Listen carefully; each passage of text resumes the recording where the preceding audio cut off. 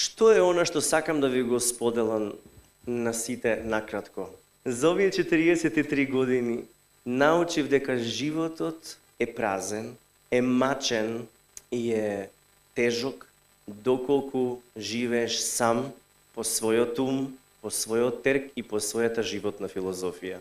Но животот е благослов и е придобивка доколку го имате Господ Исус Христос во вашето срце и е центар на вашиот свет. Кога тој е централната оска на нашето живење, тогаш сите нешта во животот добиваат подреденост, започнува една хармонија и започнува тоа да се реализира на еден посебен начин. Не велам дека се станува розово, но сакам да кажам дека кога тој е со нас, навистина нема ништо против нас.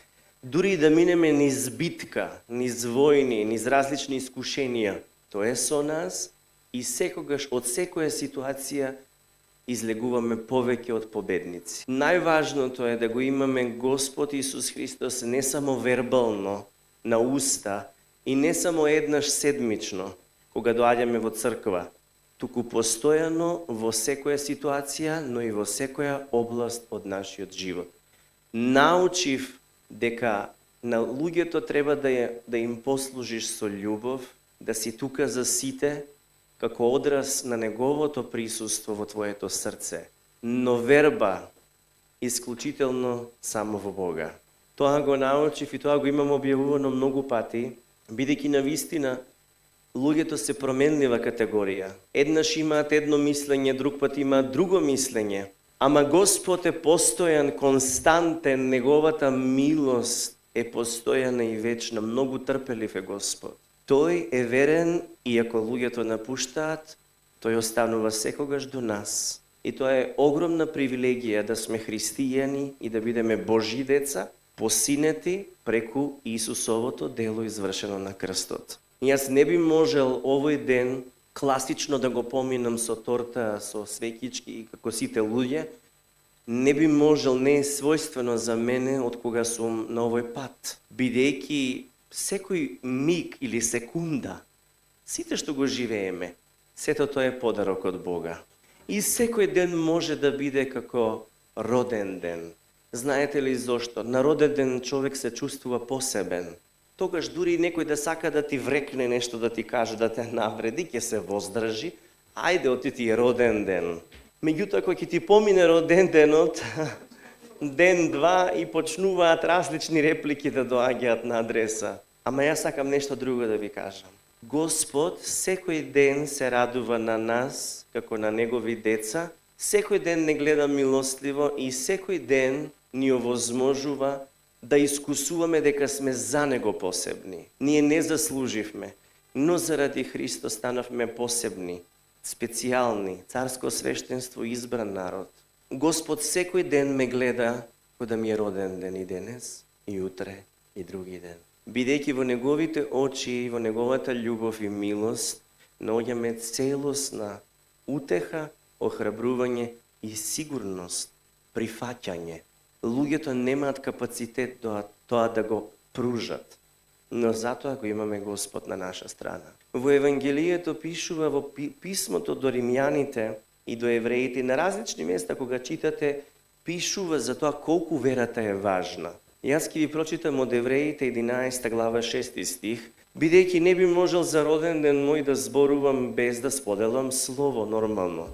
Словото вели: а без вера не е можно да му бидеме угодни на Бог. Секој што сака да дојде кај Бог, мора да верува дека тој постои и дека ги наградува оние што искрено го бараат. Значи, без што не можеме да му бидеме угодни на Бога? Значи, што е потребно за да угодуваме на Бога? Вера како религија? Вера како што? Што е верата? Тврда увереност во нештата кои што не ги гледаме со голи очи, а очекуваме да се случат. Значи, без вера не може да му се угоди на Бога. Потоа вели, секој што сака да дојде кај Бог, мора да верува дека тој постои и дека ги наградува оние што искрено го бараат. Зошто те наградува? Заради тоа што си возљубен до толку многу што Господ си го пожртвува својот син за тебе да те посини и да постанеш негова праведност. Амин. Дали разбираме во стихот што ни се открива? Без вера што не можеме да угодиме, но без вера не можеме ниту да примиме. Сакам да истакнам дека верата кон Бога е начин за да примаме и добиеме од Бога. Значи тоа е инструмент за да ти примиш нешто од Господа. Затоа што вели, мора да веруваш дека тој постои и дека ги наградува оние што искрено го бараат. Како го бараш? Со верата. Значи, ако го бараш со вера, тогаш ќе го најдеш и ќе добиеш. Тука се отвара друго прашање. Каква слика имаме за Бог?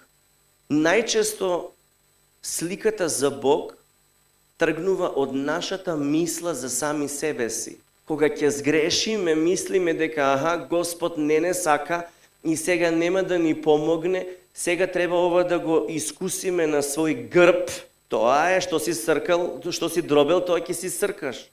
Таква филозофија имаме на живење. Ама Светото Писмо нас ни открива друг начин на размислување и живење. Бог е милостив. Сета казна за нашите гревови и грешки и пропусти падна врз Исус и Он отплати се за нас. Што значи дека сега Бог нема да не казнува, ќе не наградува ли, ќе не прифати, ќе не охрабрува, ќе не движи во животот. И како што спомнав, Господ е многу милостлив и е наш татко. Како тоа татко?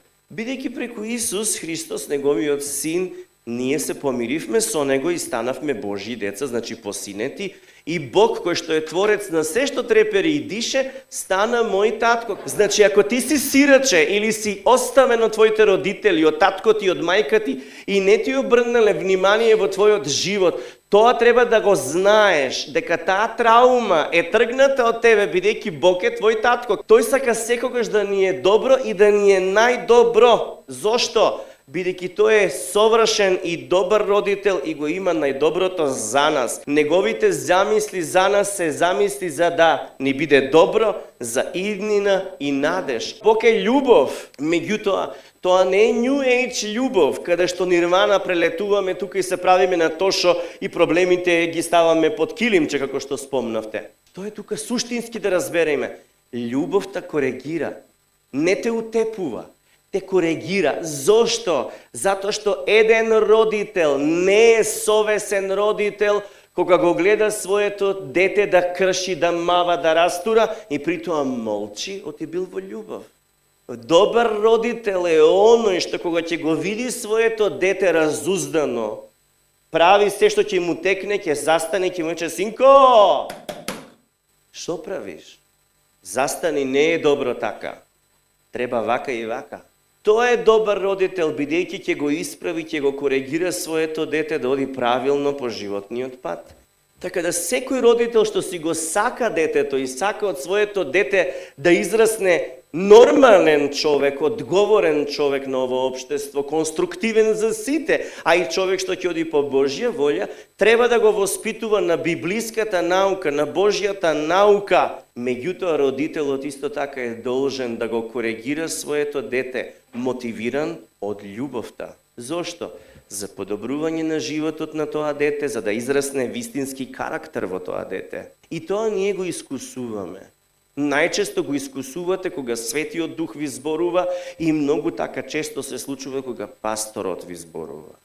Ако премолчам, дали ќе одговорам на мојот повик како пастор? Тогаш жалби и поплаки на друго место. Исус со таква корекција се обраќаше кон своите ученици. Не му викаше: види се на шо личиш, фрли мрежата, више фати две риби. Не му викаше така на Петар, нели, ниту на Јован, не му викаше. Така ли му рече? Не му рече, никогаш не му рече. А што им рече? Многу пати им спомнуваше: вие маловерни, до кога ќе ве трпам. Зошто го викаше тоа Исус? Оти му збоктисали, преку глава ли му дојде? За тоа ли? Зошто му викаше така? Оти многу трпеше, така? Затоа? Не е така. Многумина од луѓето не може да ја искусат Божјата татковска љубов во своето секојдневие, бидејќи имаат грижи и проблеми. Било тоа да се здравствени, било тоа да се грижи за животот, за денот, за материјалното. И луѓето соочени со такви искушенија и проблеми или борба за преживување, несвесно или свесно сакаат сами да се извлечат. И несвесно или свесно почнуваат да зборуваат уште волку на картица, оваа рата, таа рата, кредит, струја, и започнува немир да доаѓа. И потоа се нарушува хармонијата, ама тогаш викаме, кај си Господе, помагај, Господ го нема. Знаете ли зошто? Бидејќи кога сме обременети со грижите и со начинот сами да се справиме од проблемите, не дозволуваме Божјата татковска рака да продре во нашиот живот и да ги среди нештата. Токму затоа Исус нас ни укажа во Матеј 6 глава, 26 до 32 стих вели вака. Погледнете ги птиците во небесниот свод, тие ни сеат, ни жнеат, ниту пак резерви се напластуваат, па сепак вашиот небесен татко ги храни.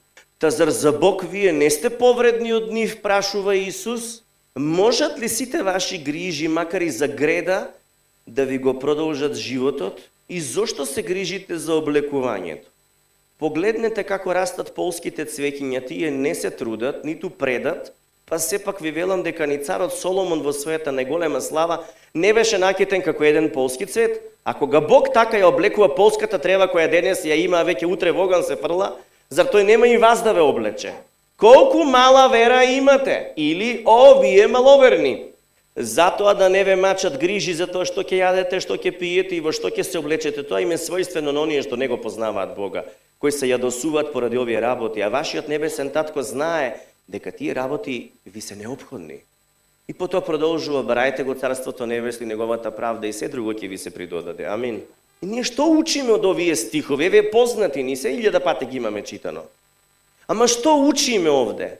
Имаме указ дека таткото сака да ни даде многу повеќе отколку што ние сме свесни во дадена ситуација. И затоа има споредба со птиците и цвеќињата. И треба да осознаеме што? Дека Бог сака да ни даде. Сака ли Господ да ти даде? Сака да ти даде. Затоа Исус иначе, зошто би го зборувал ова? Исус нас не поучува. Птиците кога можат да се средени, цвеќињава да се облечени, зошто да се грижиш? Господ сака повеќе да ти даде, зарем ти не си повреден од нив. И што значи овде укорот на Исус, маловерни, колку мала вера имате? Зошто така им рече Исус? Зошто така им пререче? Се навредија. Сигурно капата им паднала, круната налево или надесно, не знаеме. Меѓутоа Исус им рече, вие маловерни, колку мала вера имате. Зошто им рече? Што сакаше Исус со тоа да каже? Исус им вели, толку сум полн и сакам да ви дадам, а зошто толку малку примате? И истата реплика им ја даде кога се бунеа за лебовите и за рибите. Мислеа дека заради тоа ги укорува. Нели вечера вас спомнавме дека верата е начинот на примање, добивање. А Исус тука што вели? Вие маловерни. Мала вера. Зошто е ова важно? Малата вера значи малку примање или да не ја отвориш можноста Бог да те снабди, да те обезбеди. Љубовта на Исус е во давањето и Исус даваше се. Даде живот за нас. Меѓутоа, додека одеше на земјата, даде се. Се даде од себе си. И на сите им даде исцелување, и благослови, и радост, и прифаќање, и на крајот себе си се даде заради нас. Значи, љубовта на Исус е во давањето. Тој даде се од себе и имаше за сите, и затоа и ги укори. Зошто имате мала вера, маловерни, или зошто не дозволувате да земете повеќе од мене, да ви дадам повеќе? Зошто не сте во позиција да земете повеќе? Не вели, вие луѓе кои што малку постите. Така не им рече, така. Не им рече, вие луѓе што не одите, не вршите добри дела. Не им рече така, нели? Вие маловерни. Тој, Исус, го укорува моментот кога не сме во позиција да примаме повеќе, бидејќи Бог сака постојано да ни даде. Сега, Направете ја забелешката. Љубовта дава, а верата прима. Љубовта преку Исус ни даде, ни овозможи, а верата од наша страна е примање на тоа. Значи Исус ги укоруваше учениците за малата вера, односно што не беа во таа позиција за да примаат. А сепак тој беше на достап. Беше тука и тоа го има во многу примери. Зошто е ова важно? Бидејќи верата е како прозорец и тој прозорец овозможува да пробие светлина во собата. Сега, ако верата е мала, тоа е како мал прозорец и влегува многу малку светлина во собата. Ама ако верата ни е голема, тогаш испаѓа како да е прозорец голем и кога ќе огрее сонцето, светлината ја осветлува целата соба. Ако ти имаш вера која што е базирана на Светото Писмо, со правилно верување дека Бог те сака и сака да ти даде, ти тогаш ќе можеш да примиш. Твојот прозорец е голем. Пазете, верата не ја создава светлината. Верата само ја отвара вратата или прозорецот за таа светлина да продре во нашата душа или во нашата соба. Сега прашањето е како да ја изразиме нашата вера кон Бога за да примиме од Бога. Наместо грижи и мисли, да му се обратиме на Бога, да му се помолиме. Во Филипјани 4 глава 6 и 7 стих вели: за ништо не грижете се, туку во се преку молитва и молба со благодарност, изнесувајте ги пред Бога своите барања и мирот Божји што надвишува секој ум, ќе ги запази вашите срца и вашите мисли во Исус Христос. Амин. Кога започнуваме да се молиме, тогаш правиме чекор на вера која што ни овозможува позиција да примиме. И Бог тогаш нас не пресретнува и ни овозможува се што ни е потребно. Сме во позиција да го примиме тоа од Бога. Во Јаков 4 глава 2-3 стих објаснува, вели: пожелувате и немате, убивате и завидувате и не можете да добиете. Се препирате и војувате, а немате бидејќи не се молите. Просите, а не добивате, зашто зло барате за да го трошите во вашите похоти.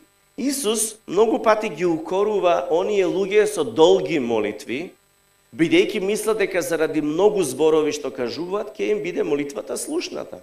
Но Исус не прави укор на луѓе кои што се молат кратко или со молитва која е кажана од срце. Многу пати ние слушаме за луѓе кои што се молат 5 часа или се молат до изгреј сонце. Добро е тоа кога има духовно војување и застапување. Но ако е водено од Светиот Дух е добро. Ако е водено од религија во главата, тогаш е погрешно. Тоа е веќе практика на законот. Кога велат 5 часа се молел, на 6-тиот го видел Господ, на 6-тиот час, 5 часа не верувал, 6-тиот поверувал. Му требало многу време за да поверува и конечно да го види Господ или да доживее некој откровение. Разбирате ли? Затоа на луѓето им требаат 8 часа, 5 часа, 10 часа, секој различно. Исус имаше моменти кога се молеше цела ноќ на Отецот, но таа молитва беше средба со Бога, односно пребиваше во присуство на Бога. Зошто јас сега ова ви го кажувам на вас? Бидејќи Бог одговара на молитвите. И ако гледате кон Него како на дарител кој сака секогаш во се да ви дарува и да ве снабдува, тогаш секогаш ќе бидете охрабрени да се молите и да сакате да се молите. Бидејќи христијанинот без молитва е како цвеќе без вода. И затоа кога зборувам за молитва кон Бога, молитвата овозможува чекорот на вера да се направи кон Бога, а верата е начин да се прими оно од Бога што е обезбедено. Ама ако не се молите, не добивате. Молитвата не треба да е специјална со многу јаки зборови и слично. Многу е поважна да биде од срце. Може да биде кратка, но силна. Исусовата молитва колкава беше кога тој го воскресна Лазар од мртвите. Премудри Оче Господи на небесата, на седмото небо, сега ти што гледаш од озгора, удри од озгора, отвори го каменот. Такво нешто читавме ли? Не читавме. Дали тука сестрите на Лазар се клања, мафта со мантиите се клања, вртеат од темјаните, свеките ги запали од сите страни, и тогаш Господ стана од престолот, удри од озгора со громот и го отвори каменот. Такво нешто читавме ли во Библијата? Не, а што прочитавме? Елијазар, куми, излези надвор. Знаете дека Исус, пред да се воздигне, сета власт и на небото и на земјата му беше дадено на Него. И потоа рече: затоа, одете по целиот свет и проповедајте радосната вест. Он не овласти со тој авторитет, негов авторитет во неговото моќно и славно име. Така да во неговото име, што и да побараме од Отецот, ќе ни се збидне, ќе ни се даде. Многу пати луѓето мислат дека молитвата е таа која ги приближува кон Бога, но всушност привлекувањето кон Бога е дело на милоста или благодата на Господ изразена кон нас. Дали во сторијата со изгубениот син, се сеќавате? Беа два сина, едниот побара имото да се раздели, му даде таткото, отиде, сето тоа го потроши, заврши во калта со свињите, дури копнееше да јаде храната од свињите. За еден евреин тоа е голем срам. Што го привлече синот да се врати кон таткото? Гладта, потребата, така? Синот се молеше ли? Не, имаше потреба, имаше копнеш. Тоа е гладот. И таткото како реагираше? Таткото истрче, го пресретна. Така ли беше? Дали таткото бараше од него сметка за начинот на кој што синот го потроши богатството, наследството? Му рече ли, синко, сега, го потроши? И шо си дробеше? Тоа да си сркаш. И јас си брат, ти гледаме сеир, а ти сега гладуј. Ние копан ке јадеме. Дали такво нешто рече таткото? Не. Нормално дека не рече. Што направи таткото? Таткото кога го здогледа својот син, му претрча во пресрет и почна да го целива, да го бацува. И што направи друго? Ги повика слугите, им рече веднаш да го облечат, да му стават прстен на раката, да му облечат обувки. Се израдува таткото. Многу се израдува таткото, така ли е? Зошто ова ви го кажувам? Бидејќи Бог е нашиот татко. И секогаш кога му претрчуваме кон него, он ни претрчува во пресрет. И се радува да не пресретне, да не целива, да не покрие со плаштот на Исусовата праведност, да не стави печат, односно прстен, кој што го имаме, кој што гарантира дека припаѓаме во неговото семејство, тоа е помазанието, но исто така да не одиме голи и во срам, туку ни дава обувки, така да Господ ни дава и секогаш не подсетува и не пресретнува, кога ни го дава сето тоа. Ние разбираме дека Евангелието е нашата основа на која што стоиме, затоа се обувките важни. Тоа е Евангелието, радосната вест, дека Бог обезбеди, Бог снабди, Исус го исполни законот за ние веќе да не сме под законот, бидејќи ако си под законот и го нарушиш, следува проклетство. Исус стана проклетство за ние да сме благословени преку неговата послушност. Евангелието е нашиот темел на кој што го градиме нашиот живот, нашиот однос со Бога е овозможен заради Исус. И затоа, без разлика колку сме во верата, долги години или малку, многу е важно да имаме лична релација со Бога. И за секоја потреба, грижа, страфлие, што и да е, кратко, ама од срце, изусти молитва кон Господ и Он ќе те избави. Повикај ме во тежок час и јас ќе те избавам, ветува Господ, а секое ветување преку Христос е да и амин за нас. И затоа е многу важно да знаеме да не молчиме, да зборуваме, да ја исповедаме нашата вера. Ние очекуваме чуда да се случуваат, а молчиме, устата сме ја затвориле. Ако сакаш Словото да го видиш, реализирано во твојата реалност, физичка реалност, изусти го во името на Исус. Кажи го со авторитетот во името на Исус и ќе ти биде според верата. Маловерни сме секогаш кога наместо да веруваме дека Бог не сака и сака да ни даде и да не снабди, ние се сомневаме, ги задржуваме во нас тие копнежи, молчиме, ја стискаме вилицата и внатрешно водиме војна со сами себе си. На тоа се радува непријателот. А Бог чека да не пресретне како татко и да не прегрне. Дали сакаш да те прегрне Бог? Дали сакаш да ја искусиш таа татковска љубов? Дали сакаш да почувствуваш дека ти си посебен, специјален заради Христос, да знаеш дека Он бдее на твојата душа и дека секоја твоја потреба ќе ја снабди? Да! Ако е да, тогаш префрли ги своите грижи и сомнежи на Него, на крстот. Префрли ги сите твои двојби во тебе, сомнежите, внатрешните борби, предај ги на Него. И чекори со вера, не да се сомневаш. Чекори со вера, уверен дека Бог те сака и дека сака да те обдари со се што ти е потребно. Со таква увереност можеме да пристапиме кон Бога, дека Он не сака, ама силата не е во зборовите. Потребно е да останеме само понизни, да побараме со вера и Бог ќе обезбеди се што е потребно, но бараме со вера, со искрени мотиви. Не можеш да бараш лошо да му се случи на некого и да очекуваш тоа да се случи. Бог никогаш нема да оди да ја послуша таквата молитва. Ама некогаш во молитвата кон Бога, знаете ли што не спречува? Не спречува чувството кое што го имаме во нас на недостојност. Дека не сме достојни, дека имаме грешка, која што не прави да се чувствуваме, дека немаме право да побараме од Господ, бидејќи вчера не му дадов 10 денара на детето што просеше на семафор. Бидејќи денеска кажав не на одредена особа, ја одбив. Бидејќи се развикав денеска. Не сум достоен. Грешка направив, Господ, овие 2 дена не сум како што треба и Господ нема да ме благослови. Тоа чувство дека немаш право да побараш од Бога, ти е само твое лично чувство. А Словото не учи да се водиме по чувства, туку да се водиме по вера.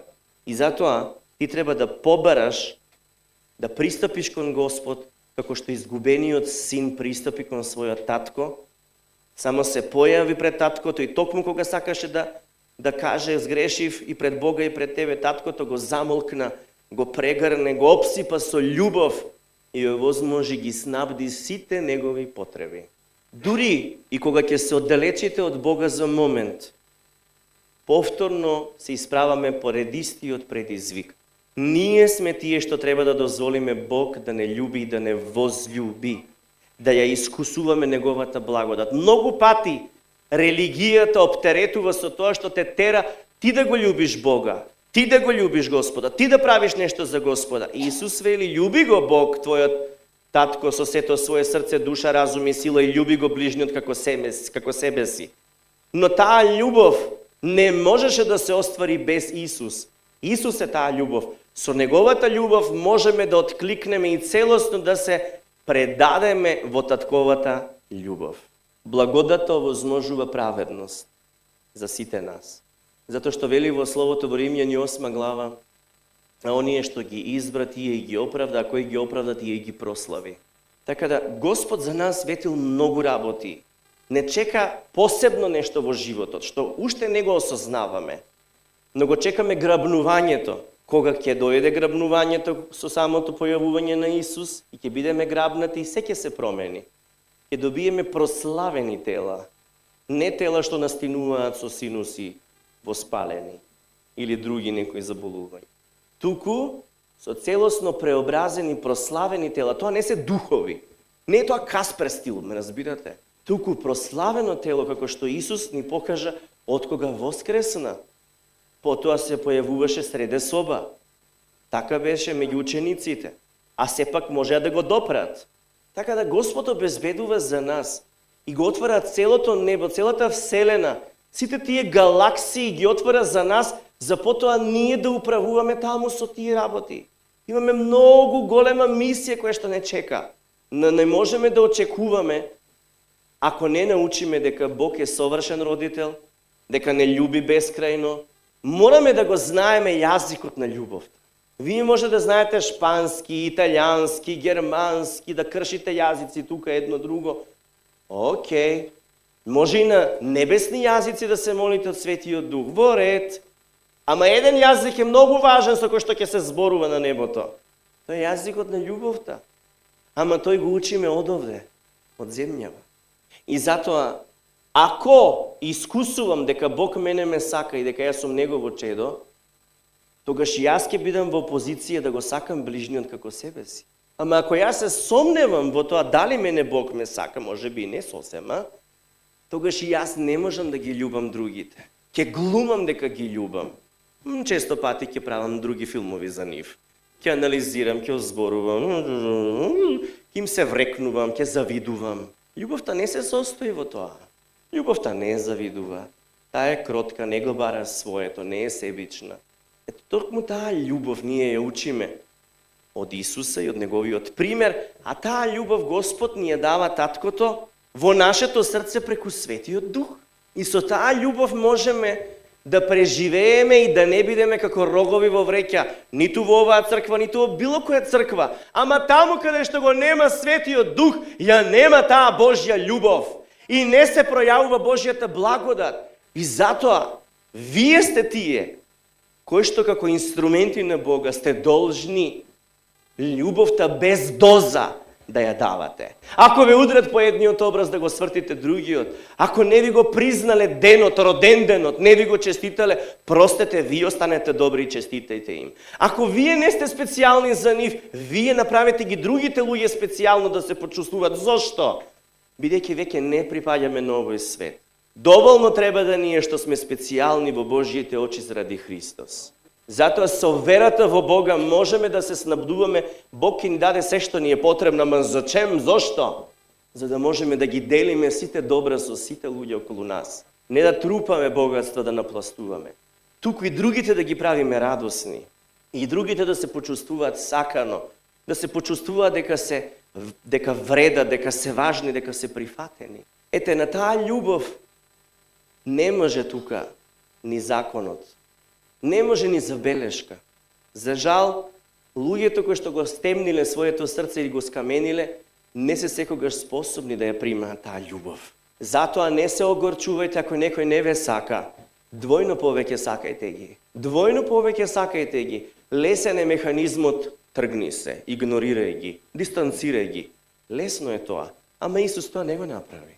Тоа човечкото во нас така не тера, ама Исус во нас не учи на друго. Продолжи, биди лојален, издржи во љубовта, а Бог има за тебе нешто повеќе. Бидејќи ако напластуваш, ако сакаш навистина да напластиш богатство на небото, тогаш ова ќе го спроведеш. Бидејќи љубовта е валутата на небото. Не е еврото, не е доларот, не се криптовалутите, само љубовта. Онаа љубов која што е пожртвувана, која што не го бара своето, која што ја научивме од Исус и ја примивме преку Светиот Дух во нас. Пак ќе кажам, љубовта дава, а верата прима.